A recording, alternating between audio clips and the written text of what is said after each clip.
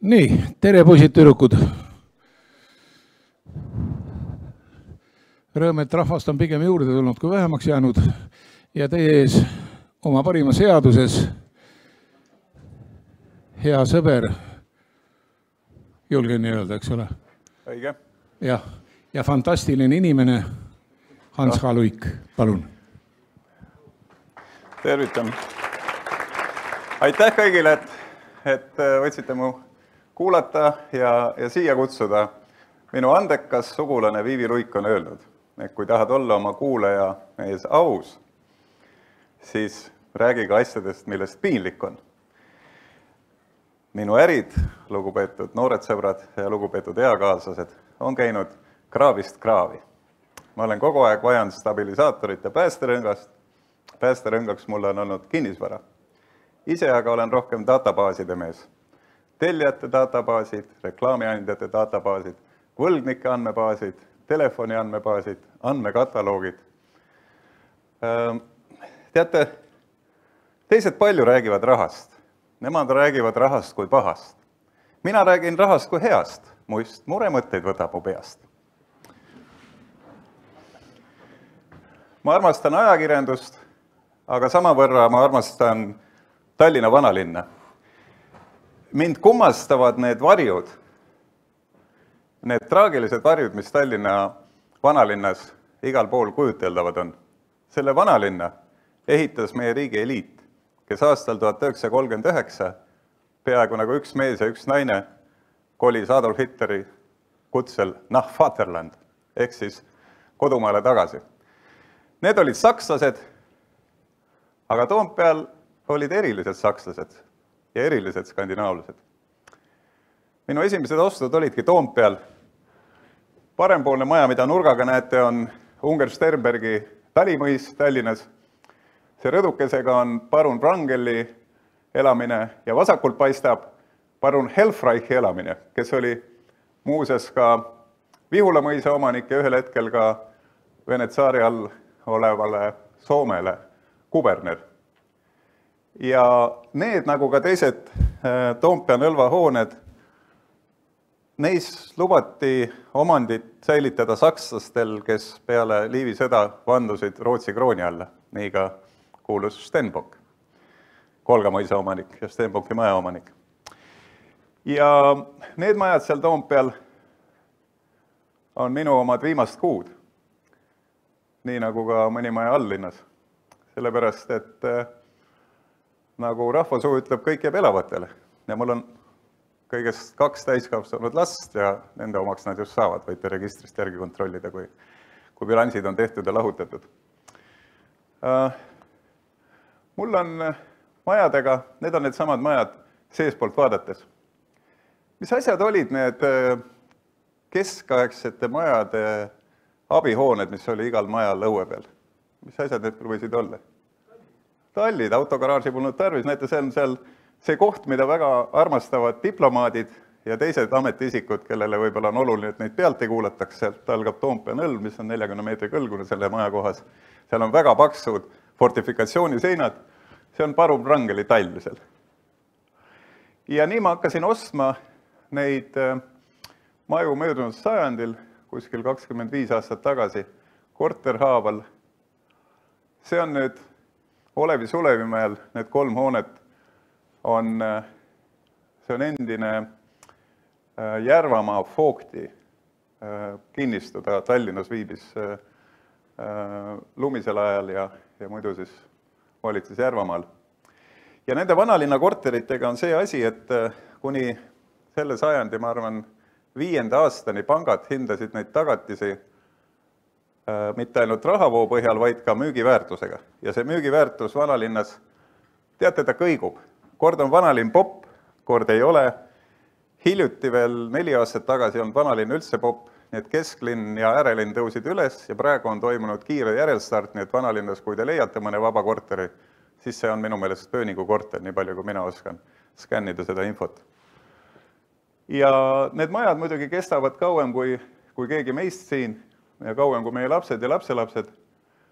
Näete, paremal on seal üks rõdu selle vitraažiga maja küljes. See on tegelikult osa Tallinna linna müürist ja ta kõigub ja paisub selle majaga erinevas tempos. Neid maju kõiki loomulikult majandan mitte mina, vaid minu ja Anne Luige ning Epp Luige ühine firma Lind Living, sellise paljuütleja nimega. Ja minu partnerid Anne ja Epp siis seal tervitavad teid kõike viimases reas. See on nüüd positiivne, kriitiline, mittekriitiline osa minu jutust. See maja on ka omamoodi traagiline. Me haldame ka seda ja valdame, käsutame ja kasutame. Siit majas Pärnu maantee 27 olid ära sunnitud minema juudi rahvusest kodanikud. Vaadake, juudid peale neetud natside korraldatud Reichskristallnachti ehk kristalliööd. Nad otsisid endale vaiksemat kohta ja need vaesekesed eksisid, tuues osalt oma rahad Tallinnasse. Nad määratlesid paremad piirkonnad, selleks on eriti Pärnu maantee ja kõik need lastemaailmad, see oli juudi perekond Citröönide oma ja seega oli 3 Eestist minema sunnitud juudi pere oma, neil vedas, et nad Eestisse natside kätte jäänud ja ülemöödunud kriisi ajal 1998 nad tulid ükskord uusaastaks Tallinnasse kokku ja nad pidid kiiresti müüma. Ja ma olin seal ja mul oli raha ja need 2 on väga tähtsad asjad. Finantsiline ja dislokatsiooniline olukord vastasid minu ootustele. Teine osa kinnisvarast, millega mul on kokkupuudet, on äriline. See on nüüd Narva maantee 13 uue nimega Ekspressi maja. Enamus sellest ka asustavad minuga seotud firmad. Ja see on endine rett, veel ka punane rett, hästi paksude seintega tehas, mille kontori väärtus hakkas natukene langema. Enne seda, kui me saime aru COVID ajal, kui hea on, kui aknad käivad lahti. Ainult ülemise korruse aknad ei käi lahti, ülemise korruse management kadestab alumise korruse elanikke. Aknad käivad lahti, saab ventileerida. Siin aknad ei käi lahti näiteks. Sellest on saanud meie ajakirjandusstaap, uus ajakirjandusmaja. Ja muidugi on mul kadedus Postimehe ja Äripäeva suhtes, kes saavad olla värskelt ehitatud, renoveeritud majades. Aga Postimehe maja tasub jällegi Tartul lähemal, see on nende eelis sealt Selluloosi-mäel Tallinna kesklinnale, kus info liigub. Nad nii lähedal ei ole kui meie. Aga nad saavad hakkama, ma ütlen, isegi kuigi meie peatoimetaja Urmo Soonvaldi tegutsemise ajal on nad ise vahetanud juba 9 peatoimetajat, aga jäägu see nendega, see on tänane uudis. Täna saime uue. See on hea. Nii, ja see on siis Koidule tänava maja ka, see oli Kadriorg, vana Tallinna rikaste puhkepiirkond, selle maja ees me saime aasta puitrestaureerimise preemia. Nüüd esimene šokk, mis mind tabas, oli siis, kui mina koos Raul Kasesaluga oma partneriga ehitasime omasime Eesti Google'it. Nooremad võib-olla ei tea, mis on Eesti Google, loomulikult oli see Express Hotline, enne interneti meil olid kataloogid ja meil olid pärimistelefonid. Ja meie konkureerisime siis väga edukalt muuseas rootslaste Teliaga 1188 ja see oli närviline töö. Siis on sul tarvis mõelda, kas sa annad kollase kataloogi, kus müüakse reklaami, või valge kataloogi, kus reklaami ei ole, inimesed maksavad info eest. Siis on sul infoagendid, siis sa vaatad, kuidas Riiga laieneda, kuidas Varssavisse laieneda, sa vahetad osakonna juhatajaid, te lähete tülli, te lähete osakonna juhatajatega tülli, te lähete kaasomanikule tülli, osakonna juhatajaga lepite ära, kaasomanikuga ei lepi, me jaotasime firma ära, tohutu närvipinge. Kui me selle firma müüsime umbes 16 aastat tagasi, ma sain suure kibeda nägemuse ja tõdemuse omanikuks. Need majad, mille me olime ehitanud ainult osast Express Hotline'i kasumist. Need 2, see tagumine seal ja see esimene, asuvad Veitsenbergi tänaval Kadriorus täiesti trammi peatuses meie presidendi pargi lähistel. Nad maksid rohkem kui see firma, mille nimel me olime nii palju aega ja närve kulutanud. Ometi see firma oli täiesti täies jõus, ta teenis umbes 10 miljonit krooni iga aasta. Kinnisvara heas kohas tõuses kiiremini kui see firma. On see õiglus? See on tegelikkus. Ja kui ma nüüd näitan teile seda Pirita tee 20 maja, selle koha peal oli tubakatehas ja need majad ehitas tubakatehase omanik, üks õnnetu, kes Vene revolutsiooni eest põgenedes tahtis jõuda Prantsusmaale, aga punased saite enne kätte, ta oli oma tubakavabriku sunnitud Tallinnas lahti pakkima Ja rõõm meile, andis tööd ja tegi tobakat. Selle kinnistu kohta ma võin öelda, et kui mul kinnisvara on kasutusel olnud kahel moel, krossirattarana ja päästerõngana, siis see kinnistu, kallid kuulajad, oli minu päästerõngas. Nimelt ma olen alati suutnud väga nördima panevalt valesti ajastada oma ärisid. Nii ka aastal 2007, kui minu raharikas vana aja kompanii, Ekspress Grupp, ajalehtede, ajakirjade ja trükikoja omanik, võttis tohutu laenukoormuse ja me saime koos oma rahadega kokku 60 miljonit ja ostsime selle eest Delfi. Meediaspetsialist Anvar Samost meid naeruvääristas, rääkis, et ühe veebilehe eest 60 miljonit, et tehke parem Eesti Päevalehe Nõmme linnaosa kojukanne korda. Seda me ka tegime, see üks ei sega teist tegelikult. Aga ma sain halvustada ja hurjutada ja kohe tuli rahvusvaheline Lehmani nimeline finantskriis. Meie reklaamitulu langes 60%. Ja pangad kutsusid mind välja, et pakkuda kohvi ja esitada küsimus või paar. Ja üks küsimus oli, et kus sul tagatised on? Ahaa, kas seal on veel? Too sealt veel. Kõik tagatised letti ja mind päästis see kinnisvara. Tookordse hinnamisaktide pärast, mis aasta pärast enam üldse ei kõlvanud, maksis Pirita 20 kinnisvara täitsa tublisti ja ma sain ennast kõri auguni pantides selleski kraavist välja. Ja see on nüüd Meerhoffi maja, selle sama krundi peal. Teil on muidugi õigus, kui te küsite, et miks Ants Luik seda maja siin näitab, sellel ei ole temaga muud pistmist, kui et see asub tema poolt müüdud krundil. Aga ikka näitan, ma kujutlesin seda enda majana. Ma tahtsin seda maja ehitada. Aga vahele astus selline huvitav maffiaorganisatsioon nagu Tallinna Keskerakond. Tallinnas, kallid sõbrad, nagu te kõik teate, isegi kui te ei tohi rääkida, on Keskerakond aastaid teinud organiseeritud räkitit. Neist 4 inimest nagu Elmar Sepp, Ivo Parbus ja Mati Songisepp ja teised on selle eest kinni pandud ja ka juba välja tulnud. Põhimees libises käest ära. Kuidas minuga siis seda räketit taheti teha? Avameelselt olles väga jõhkralt. Et nimelt on seal kinnitatud ärimaa selle kinnistu juurde, see on ärimaa. Ja mulle selgitasid abilinnapea Taavi Aas ja linnapea Edgar Savisaar, tervisid talle hundisilmale, et sinna ei saa ehitada. Tuleb teha uus detailplaneering, mis on võimatu, kuna ümberringi krundid on niikuinii omavahel riius juba, teate küll need spa-keskused ja korrusmajad, mis sinna tulevad. Ja no see oli lihtsalt võimatu. Ja siis juhtus selline asi, et korraga sai linnaplaneerimise juhataja Rain Seier sai hundipassi Tallinna linnavalitsusest. Ja ta andis ajakirjanike intervjuu, öeldes, et abilinnapea Taavi Aas kutsus mu enda juurde ja ütles, seal on Vjatšeslav Leedo planeering, tal on need Kaarli puiest ja Vabaduse platsi tenniseväljakud. Ja Luige planeering, et need oja kinni, neid ära läbi lase. Saate aru, Tallinna abilinnapea kinnisvara alal annab ülesande mitte aidata ega ka mitte nagu peatada, vaid mitte anda täiesti korralikult vormistatud dokumentidega ehitusluba. Ja Rain Seier peatas oma jutu järgis kuud-paar ja andis loa välja, kuna minu arhitektil, ma ise temaga üldse kokku ei puutunud, olid dokumendid täidetud ja selle peale Rain Seier kaotas oma töökoha, nii ta ütleb.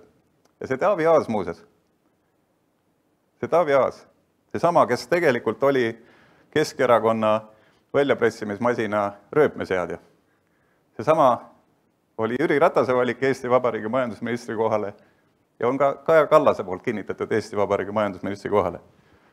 Veidraid asju juhtub, kas ei ole? Aga metro ehitas selle loomulikult valmis, mingit takistusi ei olnud, see oli suurepärane projekt ja kehval ajal olid nemad ühed vähestest julgetest, kes julges ehitama hakata. Ma räägin kehvade aegade kohta veel. Kui on kehv aeg, näiteks nagu oli peale Lehman Brothersi kriisi, siis umbes 2011 tulid minu juurde 2 väga nutikat ärimest eraldi. Tuli Endoveri firma omanik ja tuli Colonna firma omanik, Roberto. Ja küsisid, ega see või teine kinnistu ei ole müüa. Kuidas on rahavood meil, kas me peame vastu, kuidas pankadega suhted on? Meil ei olnud neile midagi müüa, sellepärast et läbi häda vedasime kuidagi välja, muidu ma siin ei seisaks. Aga nad tegid õigesti, sest need samad firmad, Endover ja Colonna, ostsid endal just kehvadel aegadel väga häid krunte, tasub käia koputamas. Kellelgi on ikka vesi suus, keegi vajab isegi seda väikest raha, mis sul on pakkuda. Selline huvitav õppetund. Need on julged südid mehed.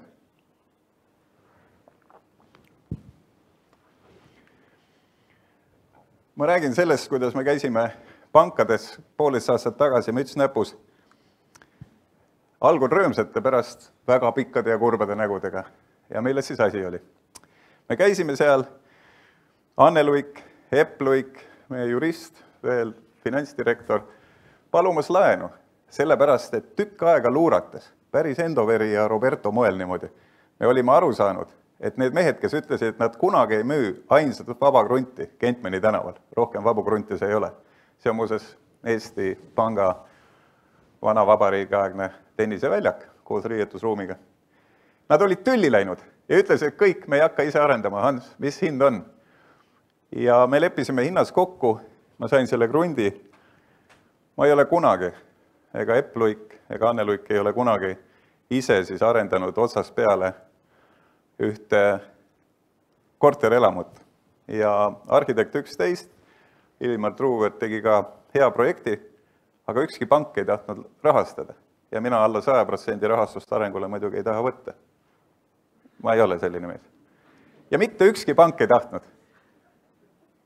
Ja ma ise mõtlesin, et need Rootsi maatriksiga töötavad pangad, kas nad teavad üldse, et Roosikrantsi tänav ja Kentmani tänav on ainsad, kus kommunistid küüditasid või tapsid ära kõik inimesed, kelle kätte said. Lihtsalt nad ei saanud kedagi kätte, seal elasid targad inimesed, kõik olid neist juba Rootsi putkannad. Ja üks pank, ma ei nimeta selle nime, ikkagi andis. Aga ma pidin tööd tegema. Ma pidin ise helistama, ütle, kuule Rain.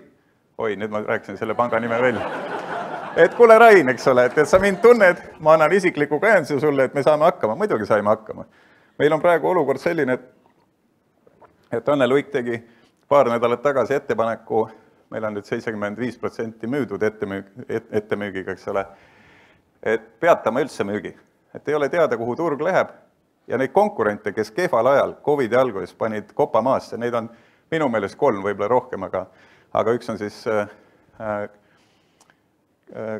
Kaupmehe tänaval ja üks teine on veel. Ja ühesõnaga neid korterid praegu, kus inimesed hirmsasti tahaksid oma raha ära investeerida, neid lihtsalt ei ole.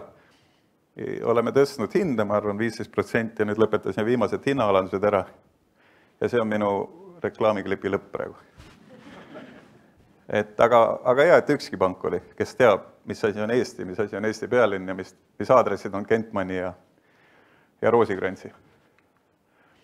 Me natukene olime siiski kätt harjutanud ka varem. Selle maja Ferro Raua tänaval me ehitasime koos Jõelehtede perekonnaga Kaamos. Fantastiline pere, väga palju oli õppida.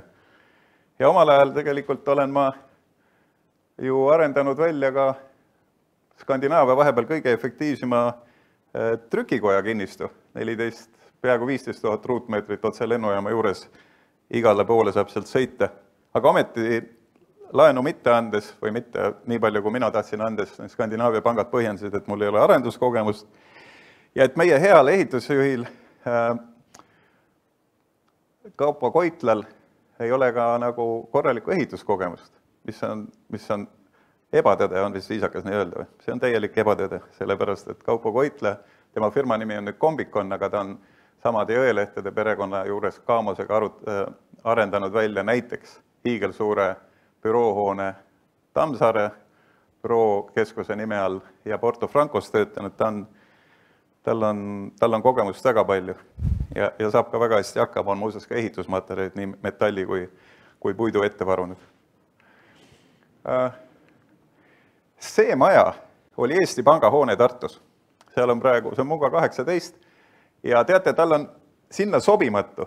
Saate aru, see on funkstiil. Sinna see kelpkatus üleval tegelikult on sobimatu. Kes seda nõudis? Eesti Vabariigi president Konstantin Päts. Ta ütles, et majad, eks nad käi ikka niimoodi. Talle üldse ei meeldi see Eesti Panga Tallinna kesklinna maja. ja pandi peale. Selle arhitekt on Karl Burman, aga arhitektuuri projekt tehti Arnold Matteuse nime all, kuna Karl Burman oli niivõrd suveräänne kõva isake. Ta oli tsaari ajal saanud oma adjustaadid arhitekti kohale. Et tema ütles, et mina Eesti Vabariigile mingisuguseid arhitektuuri eksameid tegema ei hakka, ma ei ole mingi poisike. Ja siis ta tegi litsentsiga arhitekti Arnold Matteuse nime all selle projekti. Ja see on see kultuuriline aspekt, mis mulle meeldib kinnisvara puhul. Aga ka raha muidugi ei häiri. See on üks barokkmaja Lutsu tänaval, mis meil on. Ja nüüd ma räägin teile sellise loo. Te teate kindlasti kahjuks, kes Tallinna T1 kaubanduskeskusega kaotas. See oli loomulikult Kristiine Keskus, nende Itaalia investorid, vaene juhataja Allan Remmerkoor, varem tuntud ka Ekspressi ajakirjade kirjastuse juhina. Neist on kahju, aga kes võitis? Teie alandlik teener, Hans Luik. See oli üks palav suvepäev ja me olime jälle hea tuttav Indrek Raudse, kes praegu tegeleb kinnisvaraalal, on juba rohkem olnud kinnisvaraalal, kui ta poliitikaalal jõudis tegeleda. Ja me olime nuianud 2 aastat itaallasi, et kuule, senior Paolo Mancini, müü ära meile need mõned hotellid. Üks hotell Jugendkvartalis, teate see Albert Aiela, see arhitekt Einselsteini ilus kvartal seal Riia kesklinnas ja teine siis Ilmarise. Väga kenas kohast, mere juures, aga niimoodi ütleme 3+ tähehotell. Selle võtavad väiksema budžetiga soomlased, et mängida, et nad elavad Virus või Foorum hotellis, tegelikult elavad seal, aga Virussi jalutada on väga lähedal. Ja jälle juhtus nii, et vajasin päästerõngas, sest et minu krossisõit muidugi, minu krossisõit lõppes COVID ajal nende hotellidega väga kehvasti. Aga igatahes, et T1-le seda viimast osa laenust, et arendama hakata, keeldusid mingid Jänki fondimehed andmast ja nad pidid ühel hetkel tegema seda, millest nad olid alati keeldunud. Ja nad ütlesid, et kui me juulikuu jooksul saame diili tehtud 3 aastat tagasi, siis saad sa need hotellid. Ja ma ütlesin, et saan. Ja sain ka ühe väga hea pakkumise ühelt pangalt, millega nagu olete lugenud, mul on mõnikord riidlemist olnud.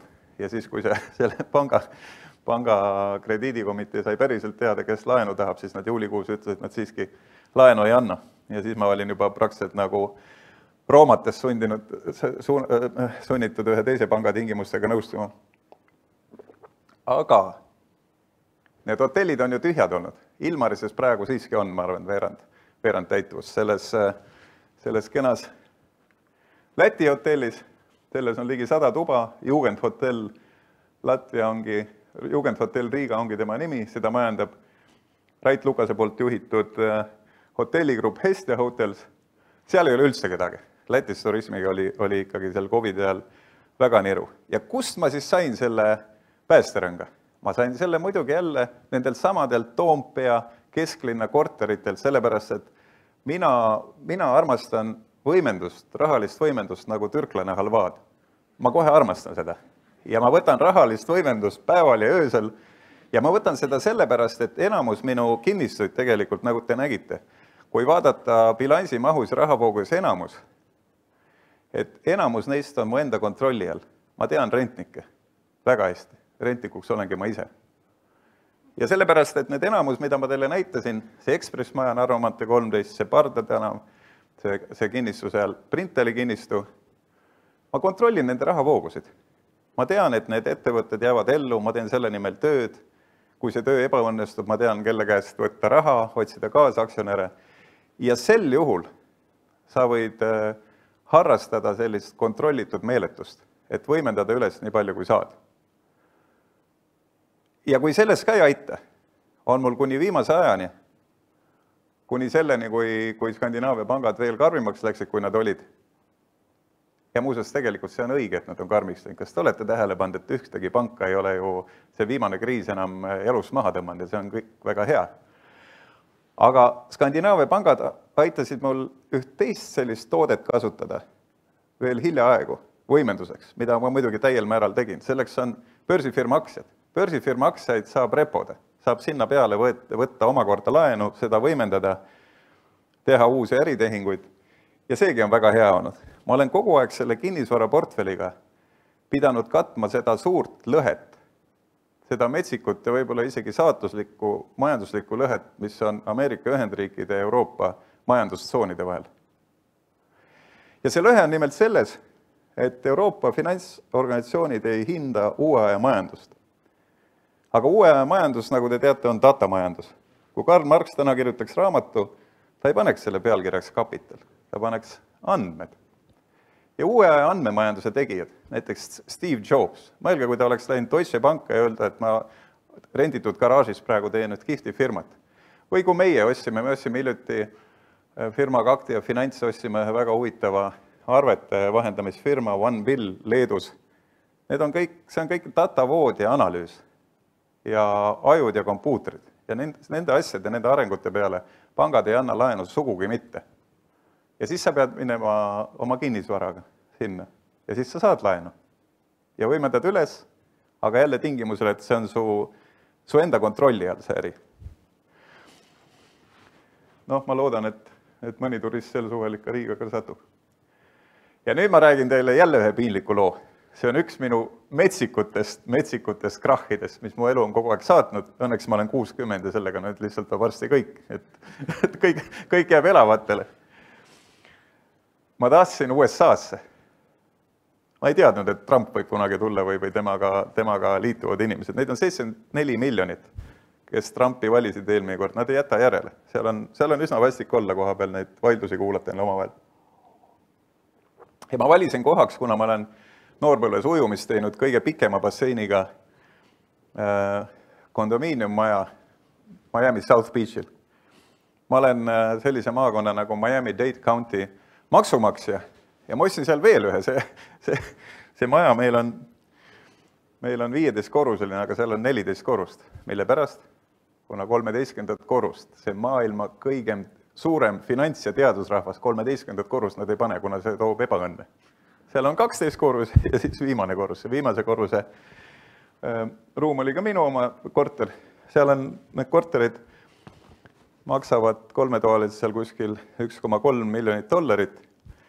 Ja selle asemel, et suurt rõõmu pakkuda, osutus investeerimislõksuks, mille suguseid Floridas on palju.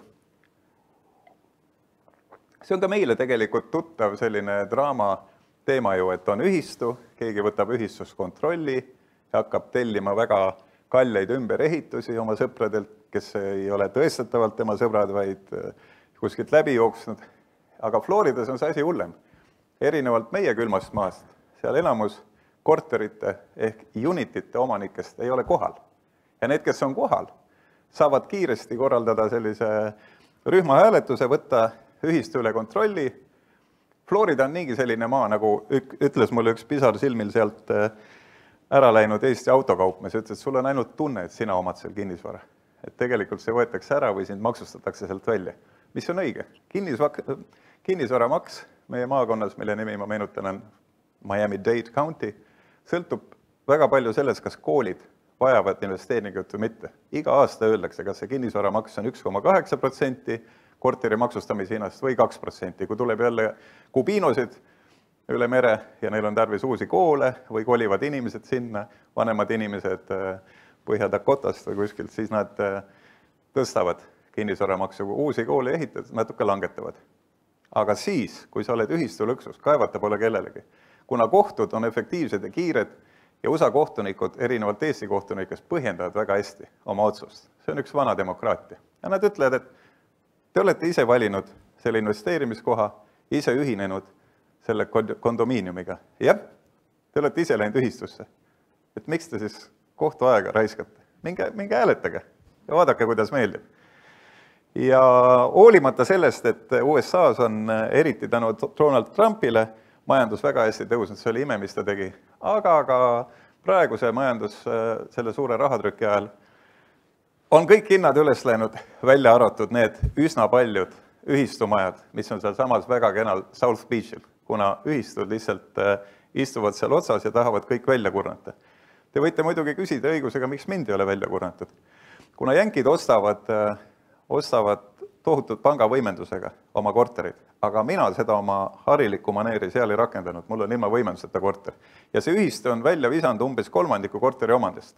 Väljaviskamine on Ameerika keeles foreclosure. seal on sellised foreclosure, et inimesed tõmbavad oma tapeedi maha. Ma läksin ka ükskord ühte sellise korteris, mis oli müüa, ma vaatasin, et issand jumal, pruun ollus oli diivanite peal, suured kuhjad, aga nad olid lihtsalt kohvipõhjad valanud sinna. Et nad on nii vihased foreclosure'ite peale. Aga niisugune on see lõks, selline on see minu kinnisvara maailm olnud, selline on finantsromantik, kes alati võimendab, aga tingimusel, et ta ise ka üürivoogu kontrollib.